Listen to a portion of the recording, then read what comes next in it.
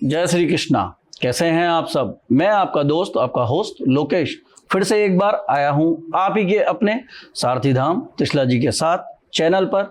और पिछली बार आपसे हम मिले थे आपके लक्की वॉलपेपर से संबंधित प्रश्नों के लिए। आज आपके लिए त्रिशला जी फिर लेकर आई हैं एक लक्की पोटली।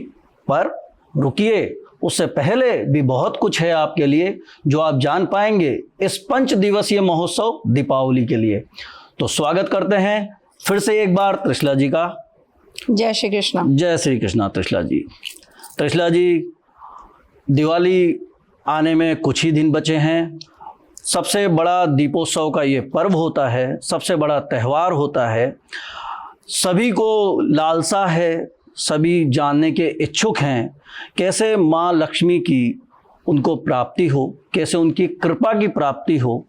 तो आज आप बताएं अपने सभी जनों को कि किस प्रकार वो उनकी कृपा प्राप्त कर सकते हैं। तो हम इसी विषय में सबसे पहले आपसे पूछना चाहेंगे, दीपावली के महोत्सव में वो कौन सी चीज़ें हैं जो घर में लाना सबसे ज़्यादा शुभ है? बहुत अच्छा सवाल है। माँ लक्ष्मी को कुछ चीजें अत्यंत प्रिय हैं, जैसे कि शंख, कमल गट्टे, कमल के पुष्प, गुलाब के पुष्प, इत्र। माँ लक्ष्मी को अत्यंत प्रिय है 3 प्रकार के नारियल। पहला लघु नारियल, दूसरा एकाक्षी नारियल और तीसरा जो हम लोग पूजा में इस्तेमाल करते हैं जिसे हम श्रीफल या नारियल कहते हैं, पानी वाला जटा वाला नारियल। इस दिन माँ लक्ष्मी को विशेष रूप से जो चीज बहुत अत्यधिक प्रिय है वो है गन्ने। माँ लक्ष्मी को गन्ने जरूर चढ़ाए जाते हैं। इस दिन माँ को श्रीफल यानी कि नारियल चढ़ाया जाता है, सीताफल चढ़ाया जाता है। इस दिन माँ को अनार जरूर चढ़ाया जाता है। इसके अलावा माँ को अत्यंत कुछ विशेष दुर्लभ वनस्पतियां बहुत पसंद है। माँ को विशेष कुछ चीजें बहुत पसंद है, जैसे माँ को स्फटिक बहुत पसंद है। तो स्फटिक के बने हुए माँ लक्ष्मी के चिन्ह, स्फटिक के बने हुए लक्ष्मी गणेश का इस दिन विशेष पूजन माँ को विशेष प्रिय है। इस दिन स्फटिक की माला से माँ का पूजन किया जाए, ये माँ को अत्यंत प्रिय है। इस दिन अगर हम स्फटिक के बने हुए श्री यंत्र का पूजन करते हैं और उस पर 108 कमल गट्टे, 108 लघु नारियल, 108 गोमती चक्र, 108 कमल के पुष्प अगर हम चढ़ाकर माँ के श्री सुत का पाठ करते हैं तो ऐसा करने से माँ लक्ष्मी अत्यंत प्रिय होती हैं। माँ लक्ष्मी को कुछ चीजें अत्यधिक प्रिय हैं, जैसे कि लाल रंग। तो माँ को अगर हम इस दिन लाल रंग के पुष्प चढ़ाते हैं, लाल रंग का वस्त्र चढ़ाते हैं तो माँ बहुत प्रसन्न होती हैं। दीपावली पर माँ को कुछ चीजें और विशेष प्रिय हैं, जैसे कि खील, बताशे, खिलौने, चीनी के खिलौने आते हैं, वो माँ को बहुत प्रिय हैं। इसी दिन माँ को जो है खीर का भोग लगाया जाता है जो माँ को अत्यंत प्रिय है। माँ को अन्न में चावल सबसे ज्यादा प्रिय हैं। तो आपके अनुसार माँ को ये सब चीजें हमें अर्पित करनी ही चाहिए? बिल्कुल करनी चाहिए, ये अनिवार्य रूप से ही अर्पित करी जानी चाहिए। बिल्कुल। इसके साथ साथ हमें कौन सी ऐसी पूजाएं हैं जो माँ लक्ष्मी की कृपा के लिए हम कर सकते हैं? देखिए, पूजाएं जो होती हैं माँ लक्ष्मी की बहुत विधिवत होती हैं। तो वो आप किसी अच्छे योग्य ब्राह्मण द्वारा संकल्प लेकर उनके मंत्र उच्चारण करवाकर, पाठ करवाकर फिर विधिपूर्ण आपको उसका जो है हवन करवाना पड़ता है। ये एक विधिपूर्ण चीजें हैं। जैसे इस रात्रि में जो माँ को विशेष रूप से हवन जो लगता है उसके अंदर कमलगट्टा, लघु नारियल, गोमती चक्र, कमल के पुष्प, खीर, इन चीजों की विशेष आहुतियां जाती हैं। ठीक है, लेकिन ये चीजें जो हैं वो आपको किसी योग्य ब्राह्मण द्वारा करानी चाहिए।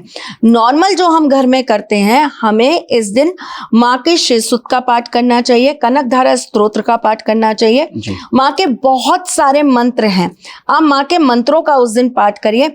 विष्णु सहस्त्र नाम का जरूर हमें पाठ करना चाहिए। अच्छा। इस दिन हमको राम रक्षा स्तोत्र का जरूर पाठ करना चाहिए। इस दिन हमको अपने घर के अंदर बैठकर रामायण का पाठ जरूर करना चाहिए, जो अत्यधिक मैं देखती हूँ कि लोग नहीं करते हैं, जबकि आपको रामायण का पाठ इस दिन जरूर करना चाहिए। अगर आप पूरी रामायण नहीं पढ़ सकते तो रामायण जो है वो मनके के रूप में 108 मनके में भी आती है, छोटी सी होती है, मुश्किल से 5 या 10 मिनट के अंदर वो आप पढ़ सकते हैं, उसका आप पाठ करिए। ये सारी चीजें अगर आप करते हैं तो इससे भी माँ का आशीर्वाद आपको प्राप्त होता है। आपने बताया पूजाएं किस तरीके की होनी चाहिए, आपने बताया किन किन चीज़ों को अर्पित करना चाहिए। जब दीपावली का उत्सव शुरू होता है, धनतेरस से यह त्यौहार शुरू होकर भैया दूज तक चलता है, वो कौन सी चीज़ें हैं जिनको घर में लाना इस 5 दिवसीय महोत्सव में लाना बहुत ही शुभ होता है? पीली कौड़ी जी, सबसे ज्यादा शुभ होता है लाना। पीली सरसों, पीली हल्दी की गांठ, ये माँ को विशेष प्रिय चीजें हैं। अगर आपके पास पहले से ही घर के अंदर रखी हुई कुछ वस्तुएं, अब तो मिलती नहीं है, प्रोहिबिटेड है, मार्केट के अंदर मिलती नहीं है, लेकिन अगर आपके घर के अंदर रखी है बिल्ली की जेर, इसका पूजन विशेष रूप से किया जाता है। पर बिल्ली की जेर मिलना तो लगभग इम्पॉसिबल है, ना के बराबर है। और लाना मतलब लाते भी नहीं है, क्योंकि अब ये इलीगल हो गई है। लेकिन कई घरों में क्या है कि पुरानी रखी रहती हैं, दादियों की, नानियों की, वो अपने बच्चों को आगे दे जाते हैं। तो अगर आपके पास है रखी हुई तो आपको विशेष इसका पूजन जरूर करना चाहिए। इस रात्रि में स्याल सिंगी का पूजन किया जाता है, ये भी लाना प्रोहिबिटेड है, इलीगल है, बाजार से खरीद कर मत लाइए। पहली बात तो असली मिलती ही नहीं है जी, ठीक है।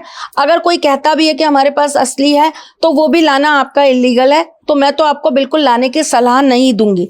लेकिन अगर आपके पास पहले से घर के अंदर है, जो आपके पुराने पूर्वजों द्वारा दिया गया है, तो उसकी पूजा आप जरूर करिए। अच्छा, इंद्रजाल, अच्छा, वो तो इजीली मिल भी जाता है और लाया भी जाता है। मोहिनी, इंद्र मोहिनी, ये चीजें बहुत आसानी से मिल जाती हैं और आराम से लानी भी चाहिए और घर के अंदर इसकी पूजा भी करनी चाहिए। इसी तरीके से एक आता है हत्ता जोड़ी, एक हत्ता जोड़ी आता है और एक हत्ता जोड़ी की जड़ आती है। अच्छा। हत्ता जोड़ी लाना तो इलीगल है, लेकिन हत्ता जोड़ी की जड़ आप ला सकते हैं। ये भी 2 एक साथ आती हैं, 2 पीस में आती हैं, ये आप प्राप्त कर सकते हैं क्योंकि ये जड़ है जी, वनस्पति है, तो आप ये ला सकते हैं। इसे सिद्ध करके आप अपनी तिजोरी में रख सकते हैं, अपने व्यापार क्षेत्र में रख सकते हैं, ये वृद्धि का कार्य करती हैं। इसी प्रकार से इस रात्रि के अंदर एक और चीज है जिसकी पूजन करने से माँ लक्ष्मी हमेशा प्रसन्न बनी रहती हैं, आपके घर के अंदर उनका हमेशा वास बना रहता है, वो है लाल गुंजा। अच्छा, वो भी बहुत सरलता से प्राप्त हो जाती हैं, वो भी जरूर लाना चाहिए। नजर दोष के लिए, नकारात्मक चीजों से बचने के लिए एक आती है बैट रूट जी, ठीक है, ये चमगादड़ जैसी दिखती है जी, ठीक है, इसको 11 की मात्रा में लाना चाहिए और ये घर की नकारात्मक शक्तियों से रक्षा करती हैं। अच्छा, इनकी विशेष रूप से पूजा इस रात को की जाती है और उसके बाद घर के जितने सदस्य हैं उनके सिर पे से घुमाकर इसे ले जाकर किसी गलत गंदी जगह पर फेंक दिया जाता है। अच्छा, ठीक है। कुछ लोग इसको पोटली में बांध के अपने घर के मुख्य द्वार पर भी लगा देते हैं। इसके बहुत सारे अलग अलग प्रयोग हैं, तो जिसको जैसा प्रयोग पता है वो वैसा प्रयोग कर सकता है। इसी प्रकार से हम आंख का पौधा, बचपन में अपन खेलते थे ना, बिल्कुल, तो कहते थे कि आंखों में मत लगाना, अंधे हो जाएंगे, सफेद रंग का दूध सा निकलता है। हम उस पौधे को किसी लायक नहीं मानते जी, हमें ऐसा लगता है उसका कोई प्रयोग नहीं है जी, वो बस यूं ही उगा हुआ है। लेकिन प्रकृति में कोई भी चीज यूं ही नहीं उगी हुई, प्रकृति की हर एक चीज का, हर एक वस्तु का मूल्य अनमोल है जी, ठीक है। उसी आंख के पौधे के नीचे जड़ के अंदर बनते हैं श्वेतार्क गणपति, जिनका विशेष पूजन दिवाली की रात्रि को किया जाता है।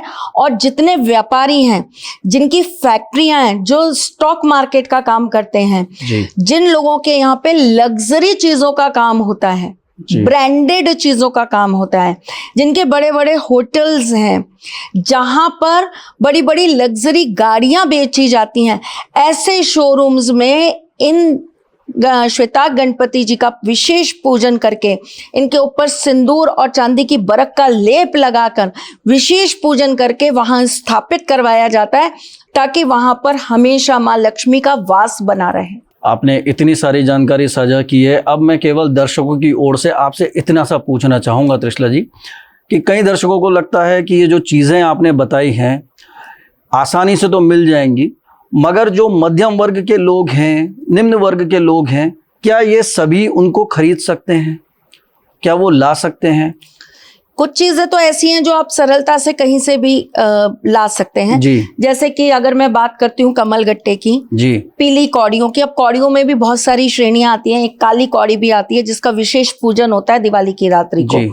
और इस कौड़ी को रखने मात्र से माँ लक्ष्मी, गणेश जी, सरस्वती जी तीनों का हमको जो है विशेष आशीर्वाद प्राप्त होता है। तो आप ये बहुत इजीली ला सकते हैं। ये बहुत मूल्यवान भी नहीं होती हैं, रीजनेबल रेट में मार्केट के अंदर आपको मिल जाती हैं। देखिए, वस्तुएं आपको रीजनेबल रेट पे मिल जाती हैं। सबसे महत्वपूर्ण होता है इनको अभिमंत्रित करना, इनकी सही तरीके से सही मंत्रों के साथ पूजन करना। उसके लिए जो भी आपसे ब्राह्मण जो भी आपसे लेते हैं वो आपको उनको देना पड़ेगा। स्फटिक थोड़ा सा आपका कॉस्टली आता है जी। स्फटिक आप जितना अच्छी क्वालिटी का लेते जाएंगे वो उसी हिसाब से आपको मार्केट के अंदर कॉस्टली मिलता जाएगा जी। जैसे कि अब मैंने आपको बताया कि कुछ चीजें तो प्रोहिबिटेड हैं, वो तो आपको लानी भी नहीं चाहिए और वो मिलती भी नहीं है जी। लेकिन कुछ चीजें ऐसी हैं, जैसे मैंने आपको हत्ता जोड़ी की जड़ बताई, वो बहुत महंगी नहीं आती है, तो वो आप इजीली अवेलेबल करवा सकते हैं। उसका पूजन करके आप उसको जो है अपने घर में सिद्ध करके रख सकते हैं। तो ये ऐसी चीजें हैं जो बहुत कॉस्टली नहीं है। लघु नारियल बहुत कॉस्टली नहीं है। अब शंखों की अगर हम बात करें, दक्षिणावर्ती शंख थोड़े महंगे आते हैं, मोती शंख थोड़े महंगे आते हैं जो माँ को अत्यंत प्रिय हैं। अच्छा। मोती शंख माँ को जरूर चढ़ाया जाता है। एक विशेष जो है इस दिन पोटली बनती है, अलग अलग नाना प्रकार की पोटलियां इस दिन तैयार होती हैं। नजर पोटली अलग बनती है, कुबेर पोटली अलग बनती है, धन लक्ष्मी पोटली अलग बनती है, धन वर्षा पोटली अलग बनती है। कुबेर जी की जो पोटली बनती है उसमें कुबेर कुंजी जरूर होती है। अच्छा, ठीक है जी। लक्ष्मी जी की जो पोटली बनती है उसके अंदर माँ लक्ष्मी के ही प्रमुख चीजों को रखा जाता है जी। धन वर्षा पोटली जो होती है उसमें धन संबंधित चीजें रखी जाती हैं जिससे धन आकर्षित हो। नजर जो होती है, नजर पोटली के अंदर नजर से बचाव के लिए आपको चीजें रखी जाती हैं। तो देखिए, अलग अलग चीजों की अलग अलग पोटलियां बनती हैं।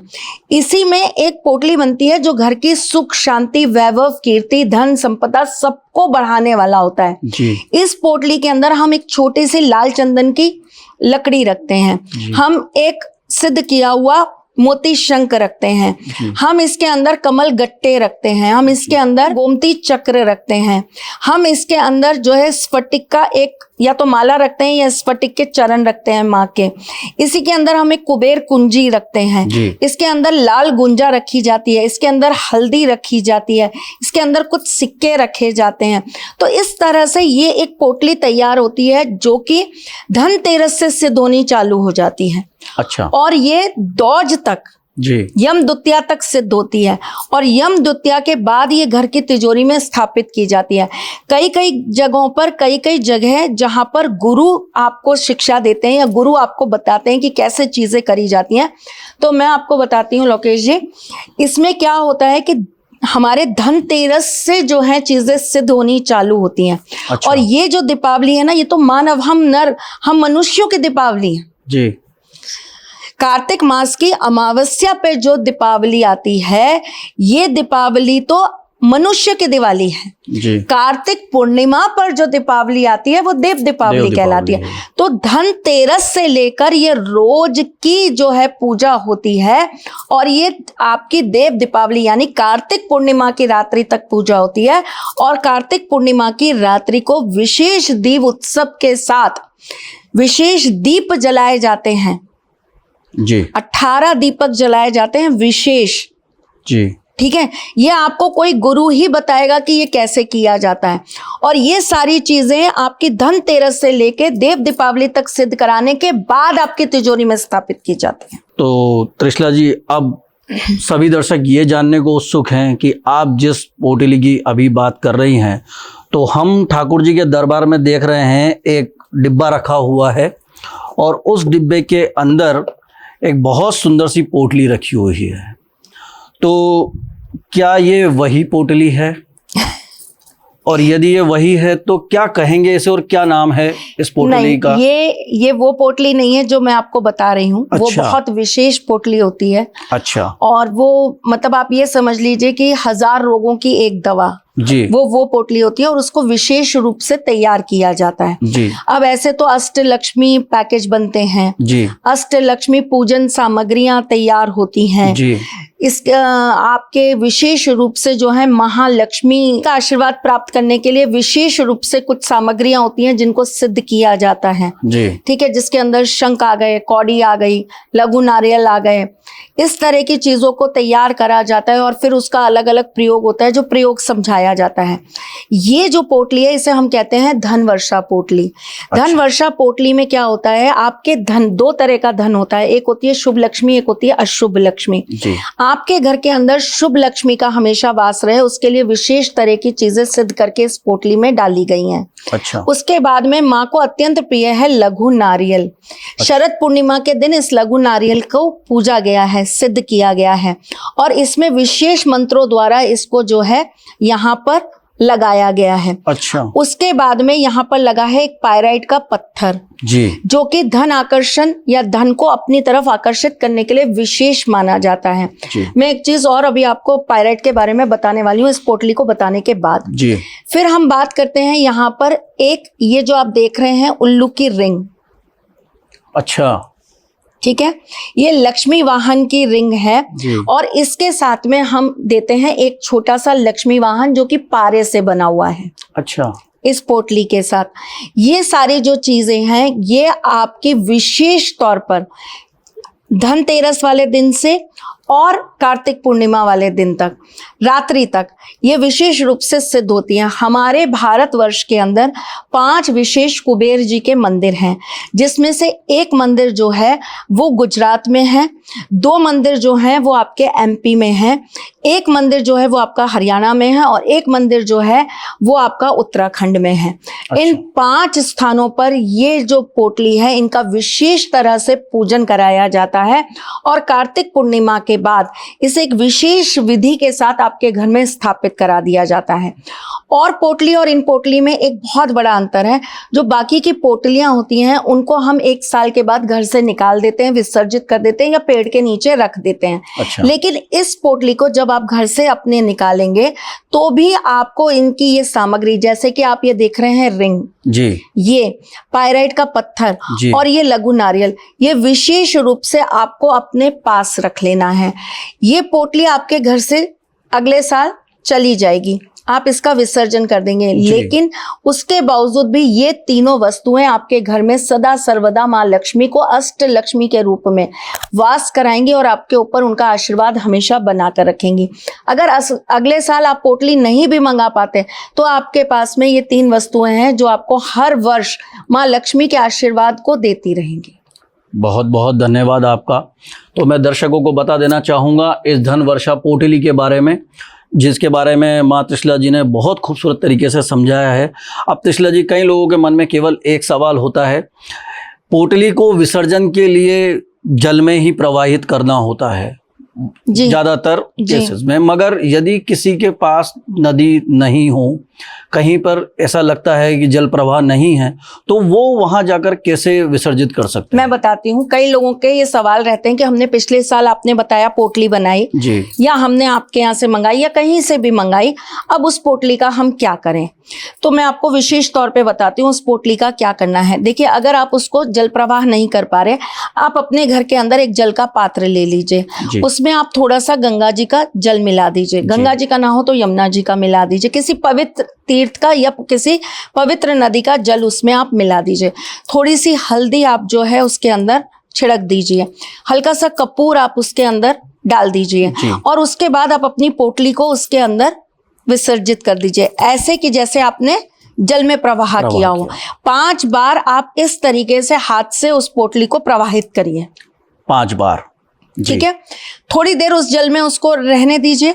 अब वो जो जल का, जो आपके पात्र का जो जल है, जिस पानी को आपने पोटली जिसमें डालिया, वो पानी तो आप किसी पौधे में घर के बाहर ले जाकर डाल दीजिए, घर के पौधों में नहीं डालेंगे, ठीक है। और उस पोटली को ले जाकर आप किसी भी पेड़ के नीचे छोड़ दीजिए। और त्रिशला जी, मैं ये जानना चाहूँगा, आपने लक्ष्मी जी के वाहन के बारे में बताया जी। अब ये जो लगा हुआ है खूबसूरत सा पाइराइट का पत्थर, इसके बारे में आप कुछ थोड़ा सा बता दीजिए। वैसे तो इसे अगर हम बोलें तो इसे अंग्रेजों ने एक नाम दिया है, मूर्खों का सोना। मूर्खों का सोना, अच्छा। तो ये पायराइट को माना जाता है कि ये धन को आकर्षित करने वाला पत्थर है। अच्छा, है ना। जिस तरीके से हम ये मानते हैं कि माँ लक्ष्मी का जो प्राकट्य हुआ है वो समुद्र से हुआ है, और समुद्र में से निकलने वाली हर एक चीज से हमें माँ लक्ष्मी के आशीर्वाद की प्राप्ति होती है। माँ लक्ष्मी उस हर जगह पर वास करती है जहां पर समुद्र में से निकलने वाली चीजें अपने घर में रखी जाती हैं। इसीलिए मैंने देखिए आपको बताया सबसे पहले कि माँ को शंख बहुत प्रिय है। शंख कहाँ से निकलता है? समुद्र से।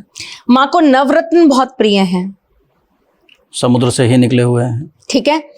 इसी प्रकार से माँ को गोमती चक्र बहुत प्रिय है, माँ को इंद्रजाल बहुत प्रिय है जो कि समुद्र में से ही निकलता है। तो माँ को समुद्र में से निकलने वाली चीजें अत्यंत प्रिय हैं। माँ को मोती बहुत प्रिय हैं जी, ठीक है। तो माँ को ऐसी चीजें अत्यंत लुभावनी लगती हैं, अपनी तरफ माँ को खींचती हैं, जो माँ को अत्यंत प्रिय होती हैं।